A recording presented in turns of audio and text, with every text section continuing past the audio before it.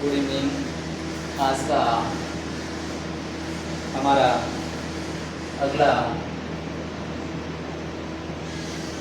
जो राजवंश मारवाड़ की राजवंश के बारे में पढ़ रहे थे, हमने मालदेव तक और रावचंद्र सेन तक पढ़ लिया था। रावचंद्र सेन के बारे में और भी कुछ मैं मौखिक रूप से बताना चाहूँगा। तो रावचंद्र सेन जो मारवाड़ का एक ऐसा राजा था जिसने मुगलों की अधीनता स्वीकार नहीं की और नागौर दरबार में 1570 में उपस्थित हुआ, लेकिन वहाँ नागौर गया लेकिन दरबार में नहीं गया और जीवन भर 1562 से 1581 तक मुगलों से संघर्ष करता रहा। शिवाना पहाड़ियों में और जालोर के आसपास घूमता रहा, उनसे संघर्ष करता रहा। तो रावचंद्र सेन के बारे में एग्ज़ाम में प्रश्न आता है कि ऐसा कौन सा राजा था जो नागौर दरबार के लिए नागौर तो गया था लेकिन दरबार में उपस्थित नहीं हुआ, तो वह रावचंद्र सेन था। फिर मारवाड़ का प्रताप रावचंद्र सेन, प्रताप का अग्रगामी रावचंद्र सेन, प्रताप का पथ प्रदर्शक रावचंद्र सेन, मारवाड़ में चापामार युद्ध प्रणाली की शुरुआत रावचंद्र सेन, मारवाड़ का भूला बिसरा राजा, यानी एक महानतम योग्य राजा होते हुए भी इतिहासकारों ने इनके बारे में इतनी जानकारी नहीं दी है, इसलिए इन्हें मारवाड़ का भूला बिसरा राजा भी कहते हैं। तो ये हमने अगले अध्याय में पढ़ा था और अब हम वैसे तो हमने मारवाड़ का संपूर्ण राजवंश जो राठौड़ वंश के बारे में पढ़ लिया था, लेकिन एग्ज़ाम में किस प्रकार प्रश्न आते हैं तो उनके बारे में आज हम चर्चा करना चाहेंगे। तो आज हम जैसे जसवंत सिंह जी के बारे में, तो मारवाड़ का एक महानतम शासक जो कि मुगलों के बादशाह औरंगजेब भी उनसे ऐसा कहते कि वह हिंदुओं के विरुद्ध कुछ कार्रवाई करने से डरता था, ऐसा कहा जाता है। और तो जसवंत सिंह के बारे में पढ़ेंगे तो जैसा कि विदित है कि शाहजहाँ के समय ये 1638 में राजा बन जाते हैं और कहते हैं कि शाहजहाँ के समय ही मुगल उत्तराधिकार संघर्ष शुरू होता है। तो धर्मत का युद्ध है, खजुआ का युद्ध है और दौराई का युद्ध है, बहादुरपुर का युद्ध है। यूं करके उत्तराधिकार के संघर्ष में 5 युद्ध होते हैं और अंत में विजय औरंगजेब की होती है। तो कहा जाता है कि शाहजहाँ द्वारा दारा को उत्तराधिकार घोषित कर दिया जाता है। तो कहा जाता है कि उस समय जो धर्मत का युद्ध औरंगजेब और दारा के मध्य हुआ, तो उस समय सेनापति के रूप में नेतृत्व करने वाला जसवंत सिंह और कासिम खान और राम सिंह और 1-2 और थे, मेन ये थे।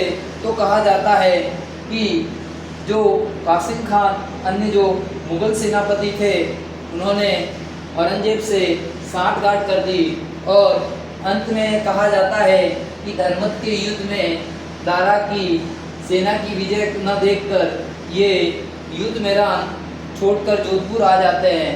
तो कहा जाता है, तो एक प्रश्न ऐसे बनेगा कि जोधपुर का ऐसा कौन सा राजा है जो युद्ध क्षेत्र छोड़कर जोधपुर आ जाता है और इनकी रानी जो कि मेहरानगढ़ दुर्ग के दरवाजे बंद कर देती है। तो राजा का नाम जसवंत सिंह और उनकी रानी का नाम जसवंत दे हाड़ी की जो दरवाज़ा बंद कर देते हैं और कहते हैं कि क्षत्रिय कायरों की तरह नहीं, क्षत्रिय युद्ध भूमि में लड़ना पसंद करते हैं। और कहा जाता है कि जब औरंगजेब धर्मत के युद्ध में विजय हो जाता है और फिर मिर्जा राजा जयसिंह जी से ये कहा जाता है कि भाई धर्मत के युद्ध में जो लड़ रहा था वो राजा, तो कहा कि जसवंत सिंह जी, और तो मिर्जा राजा जयसिंह और इनके मध्य औरंगजेब के लिए समझौता करवा देते हैं और औरंगजेब द्वारा जो खजुआ का युद्ध होता है उसमें उनको भेजते हैं और कहा जाता है खजुआ का युद्ध ये औरंगजेब और सूजा के मध्य होता है। हमें ये याद रखना है कि तो कहते हैं कि इस युद्ध में भी सूजा द्वारा कहा जाता है कि भाइयों का विवाद है, तो ये भी इस युद्ध में वैसे एक निष्ठे के रूप में रहते हैं और उस तरह से अप्रत्यक्ष रूप से औरंगजेब का समर्थन कर लेते हैं। फिर वापस कहा जाता है कि मिर्जा राजा जयसिंह के बाद में यह समझौता वापस इनके बीच समझौता हो जाता है। फिर प्रश्न आता है जसवंत सिंह का दीवान कौन था? तो आस्करण, उनके दरबार में दीवान थे आस्करण। ये वही आस्करण जी हैं जिनका पुत्र वीर दुर्गादास राठौड़। अब एग्जाम में प्रश्न आता है कि अपने दरबार में किस राजा ने कहा था कि यदि मारवाड़ की राजगद्दी पर कोई संकट आया है तो ये बालक वीर दुर्गादास बचा सकता है। तो ये महाराजा जसवंत सिंह जी ने वीर दुर्गादास के बारे में कहा और कहा जाता है कि इनको अपने जवानी में यानी जवान होते ही कदम रखते ही अपने साथ जसवंत सिंह जी ले गए थे और संकट पड़ने पर वास्तव में इन्होंने मारवाड़ की रक्षा की थी। फिर इनको दक्षिणी भारत में विद्रोह दबाने के लिए भेजा, तो वहाँ पर शाइस्ता और सेना लेकर शिवाजी के मध्य लड़ने गए, तो वहाँ भी इन्होंने हिंदुत्व की रक्षा करते हुए कहा जाता है कि इस युद्ध में कहते हैं कि शाइस्ता शिवाजी को बंदी बना लेता है और तो रात को ये शिवाजी को बाहर निकाल देते हैं और शिवाजी द्वारा कहा जाता है कि भाई शाइस्ता किस रूम में, तो कहते हैं कि वह दरवाज़ा ये रूम बता देते हैं और कहते हैं कि शिवाजी उसका अंगूठा काट लेता है और शाइस्ता वहाँ से भाग जाता है। तो हिंदुत्व की रक्षा करने वाला। और ये जब इनकी पोस्टिंग काबुल के जमरूद नामक स्थान पर थी, तो एक प्रश्न और आता है कि पश्चिमी राजस्थान में जो वर्तमान में अनार की खेती होती है, तो अनार का बीज महाराजा जसवंत सिंह द्वारा काबुल से लाया गया था और चतराराम जी गहलोत द्वारा जो वर्तमान में कागा हैं, जो सामंतों की क्षत्रिया हैं, वहाँ पर कागा उद्यान में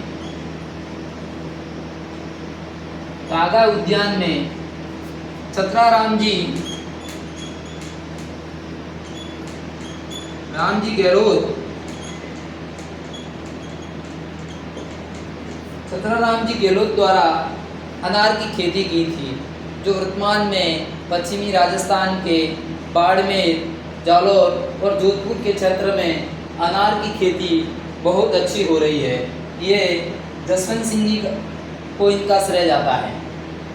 फिर इनकी मृत्यु पर औरंगजेब ने कहा था, आज कुफ्र का बांध टूट गया, यानी कि एक हिंदू काफिर अर्थात हिंदुओं का जो रक्षक था वह मारा गया है। ये औरंगजेब के खुद के कथन थे और कहते हैं कि बाद में जोधपुर को औरंगजेब खालसा घोषित कर देता है और इनके पश्चात जसवंत सिंह के पश्चात अजीत सिंह तो कहा जाता है कि 1678 में अजीत सिंह जी की मृत्यु हो जाती है और 1679 में इनकी रानी जो कि दिल्ली में वहाँ थी और वहाँ पर दो पुत्र का जन्म होता है, अजीत सिंह और दलथम्मन। तो दलथम्मन की तो मृत्यु हो जाती है और कहा जाता है कि औरंगजेब शर्त रखता है कि यदि अजीत सिंह को सामंत सरदारों के सामने कि ये मुस्लिम बन जाए तो इन्हें जोधपुर का राज्य दे दिया जाए। लेकिन कहा जाता है कि महान वीर दुर्गादास राठौड़ जो कि एक और प्रश्न आता है कि 30 वर्षीय संघर्ष महाराजा अजीत सिंह जी छोटे थे, वीर दुर्गादास राठौड़, बाल मुकुंद खींची, गोराधाय इनमें प्रमुख भूमिका रही। और कहा जाता है कि अजीत सिंह जी को कहते हैं कि किशनगढ़ के रूप सिंह जी के महल में वहाँ कैद कर रखे थे। तो कहा जाता है कि गोराधाय मैत्राणी का वेश धारण कर, जो कि गोपी मनोहर गहलोत मंडोर के उनकी धर्मपत्नी थी, कहते हैं कि मैत्राणी का वेश धारण कर दिल्ली से अजीत सिंह जी के स्थान पर अपने पुत्र को सुलाकर ये वहाँ आ जाती है। और सपेरा के वेश में तो कई बार प्रश्न आ जाता है कि अजीत सिंह की रक्षा करने वाली या मारवाड़ की धाय माँ कौन थी, तो वह गोराधाय थी। और अजीत सिंह के दिल्ली से बाहर निकालने में और सिरोही पहुंचाने में किसने मदद की थी, तो बाल मुकुंद दास खींची जो दुर्गादास राठौड़ के सहयोग से। और यह भी प्रश्न आ सकता है कि दुर्गादास राठौड़ का पालन पोषण किसके द्वारा किया गया, तो दुर्गादास राठौड़ का पालन पोषण सिरोही के कालंदी गांव में जयदेव पुष्करना की पत्नी जो पुरोहित थी उनके द्वारा किया गया। और उनका नियंत्रण और देख रेख करने के लिए कहा जाता है कि सुरक्षा के लिए मुकुंदास खींची सेना सहित एनी टाइम तैयार रहता था। फिर दुर्गादास राठौड़ के बारे में एग्जाम में प्रश्न आता है। पहला तो 30 वर्षीय संघर्ष में अहम भूमिका वीर दुर्गादास राठौड़ की। फिर मारवाड़ का अणबिंदिया मोती तो दुर्गादास राठौड़ों का यूलिसेस, कर्नल जेम्स टॉड ने इन्हें राठौड़ों का यूलिसेस कहा, तो वीर दुर्गादास राठौड़। राजस्थान का गैरीबाल्डी वीर दुर्गादास राठौड़।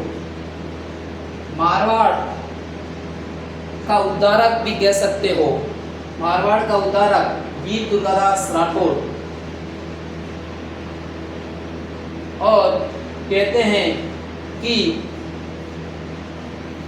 फिर एग्जाम में आता है देवारी समझौता कब हुआ, तो देवारी समझौता 1708 ईस्वी में 3 रियासतों के मध्य जयपुर के सवाई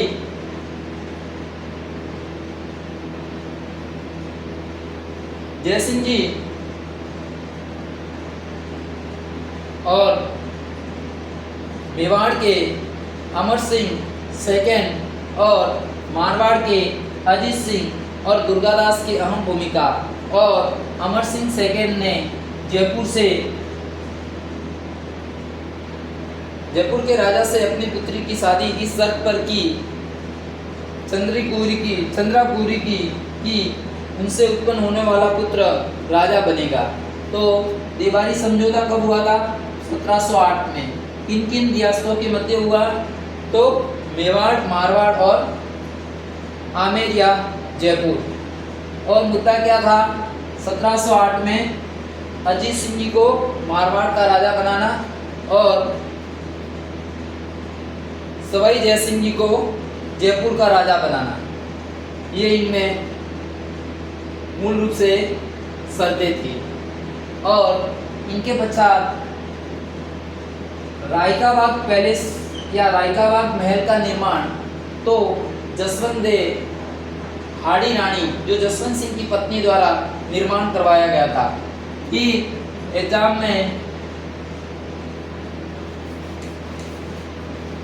आता है कि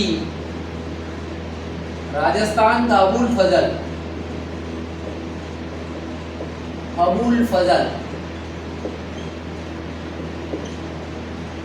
मोहनोद नैन्सी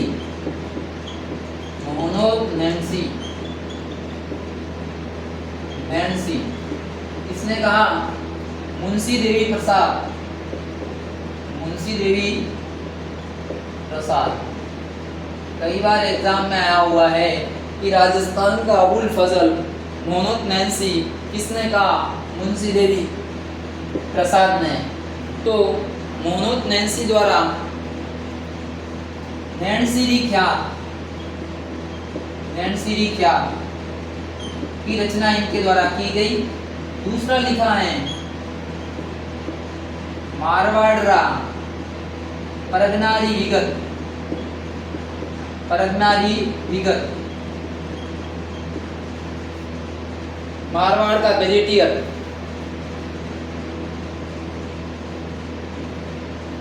मारवाड़ में सबसे पहले जनगणना के बारे में जानकारी देने वाला ये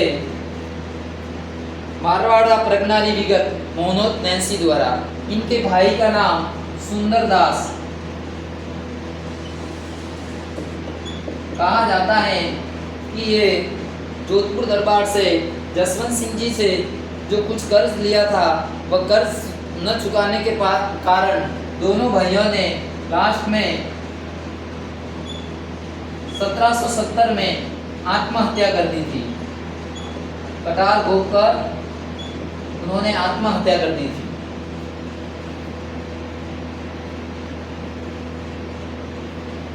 इस प्रकार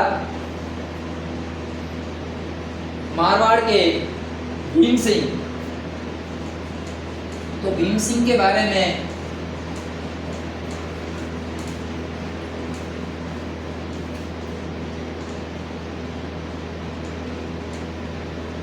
याद रखना है जिनका समय 1793 से 1803 ईस्वी तक रहता है। इनके समय में कृष्ण कुमारी विवाद कहा जाता है कि मेवाड़ के राजा भीम सिंह की पुत्री कृष्ण कुमारी की शादी मारवाड़ के भीम सिंह जी से तय हो गई थी। और कहा जाता है कि 1803 में भीम सिंह जी की मृत्यु हो गई थी और ये विवाद उसके बाद मान सिंह जी बनते हैं। और उस विवाद के अंतिम विवाद के कारण मराठों और पिनारियों का भी मान सिंह और जगत सिंह के मध्य गिंगोली का युद्ध होता है। और इस युद्ध के दौरान अंत में ये परिणाम निकलता है, इस विवाद के कारण कृष्णा कुमारी का विष देकर या स्वयं आत्महत्या कर लेती है। तो कृष्ण कुमारी का विवाद जो भीम सिंह के समय का है। दूसरा भीम सिंह जी के समय का मान सिंह और भीम सिंह के मध्य संघर्ष। और कहा जाता है कि मान सिंह जोधपुर छोड़कर जालोर दुर्ग आ जाते हैं और वहीं रहते हैं। अब मान सिंह कहा जाता है, मान सिंह की 2-3 बातें हमें याद रखनी है। कहा जाता है कि मान सिंह जालोर दुर्ग में थे तो इन्हें देवनाथ नामक जो इनके सैनिक वहाँ थे और पानी लेने के लिए जा रहे थे, तो एक तपस्वी साधु मिला जिनका नाम देवनाथ था। कहते हैं कि उन्होंने सैनिकों को रुकवाया, पानी पिलाया और वो वापस भर के लाए तो उन्होंने सैनिकों ने बात बताई कि वहाँ के राजा है और भीम सिंह जी है। तो देवनाथ ने कहा कि कल मान सिंह जी राजा बन जाएंगे, ऐसा कहा जाता है। और इनकी ये भविष्यवाणी, दूसरे दिन जोधपुर से समाचार आए भीम सिंह जी की मृत्यु हो गई है और राज तिलक के लिए इन्हें बुलाया जाता है। तो कहते हैं कि अपने सैनिकों को बुलाते हैं और कहते हैं कि देवनाथ जी को अपने साथ लेके जाते हैं। तो अब ज़्यादा इसमें तो महामंदिर का निर्माण, यहाँ नाथ संप्रदाय की स्थापना और महामंदिर का निर्माण, महामंदिर में ये बड़ा मंदिर है और देवनाथ द्वारा स्थापना की जाती है। फिर कहा जाता है कि देवनाथ के पुत्र और लाडूनाथ,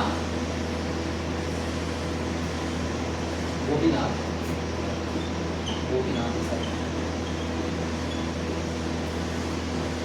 लाडूनाथ जो कि देवनाथ के भाई थे और गोपीनाथ इसका पुत्र था, दोनों के मध्य ये महामंदिर की राजगद्दी के लिए संघर्ष होता है।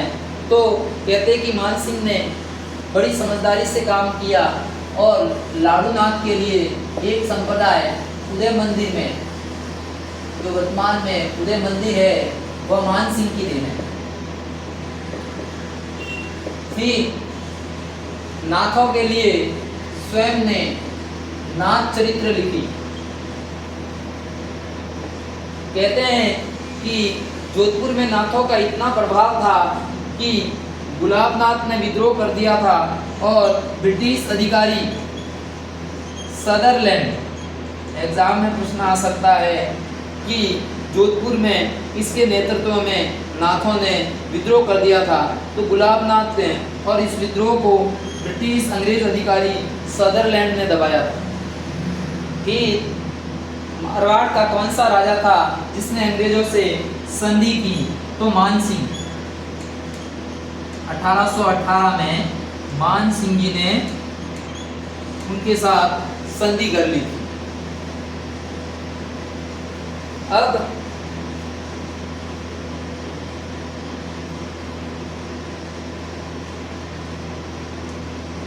एक राजा है जिनके बारे में एग्जाम में कई बार प्रश्न आता है, अभय सिंह। अभय सिंह जी, अभय सिंह जी के बारे में हमने पढ़ा नहीं, तो अभय सिंह जी के बारे में 2-3 मूल बातें हैं। तो पहला तो है खेजड़ली आंदोलन।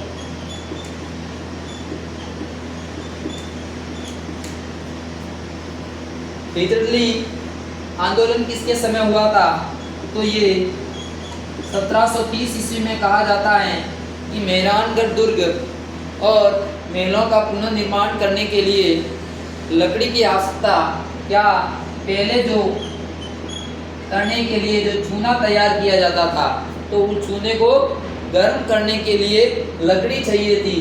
तो अपने सैनिकों को और खेजड़ी नामक स्थान पर जो खेजड़ी के वृक्ष थे उनको काटने के लिए भेजा। और कहा जाता है कि हिंदू वर्ष के अनुसार 1787 विक्रम संवती और 17 के हिसाब से 1730 भादु शुक्ला दशमी के दिन कहते हैं कि अमृता देवी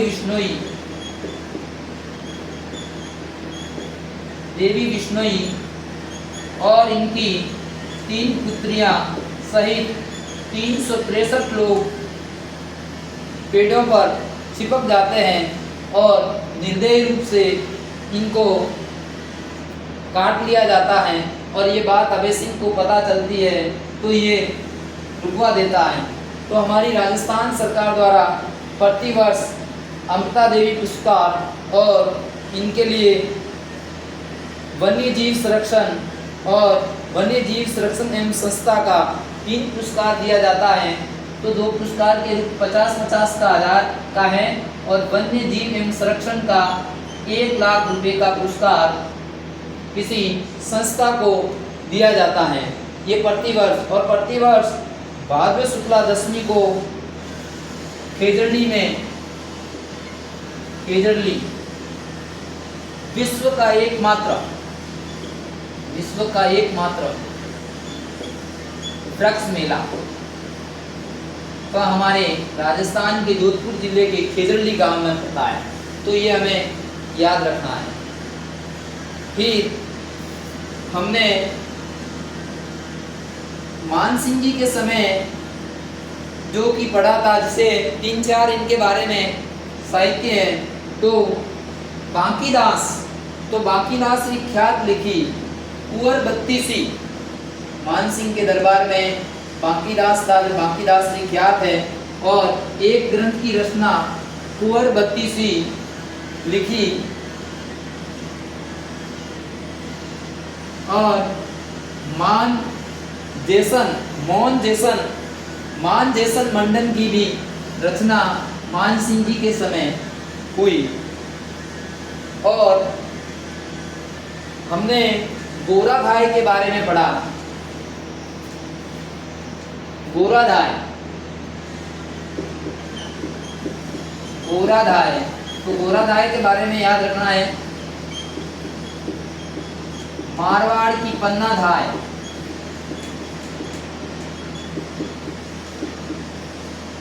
और इससे पूर्व बीजेपी सरकार है और इससे पूर्व गहलोत सरकार, अशोक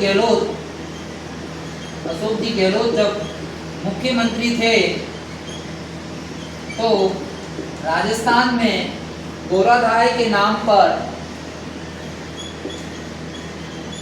अनाथ पुनर्वास योजना की शुरुआत की। तो हमें याद रखना है कि मारवाड़ की पन्ना धाय और कौन सा उस समय मुख्यमंत्री कौन थे जिसने गोराधाय के नाम से अनाथ पुनर्वास योजना की शुरुआत की थी। तो अशोक जी गहलोत कांग्रेस सरकार से मुख्यमंत्री थे, तो उनके द्वारा अनाथ पुनर्वास योजना की भी शुरुआत की और मारवाड़ की पन्ना धाय अपने पुत्र का बलिदान कर अजीत सिंह की रक्षा करने वाली एक महान स्वयं त्याग और बलिदान की एक अमूल्य धरोहर कह सकते हो। और फिर एग्जाम में कई बार प्रश्न आ जाता है, दे सकते हैं। 1712 ईस्वी में अजीत सिंह जी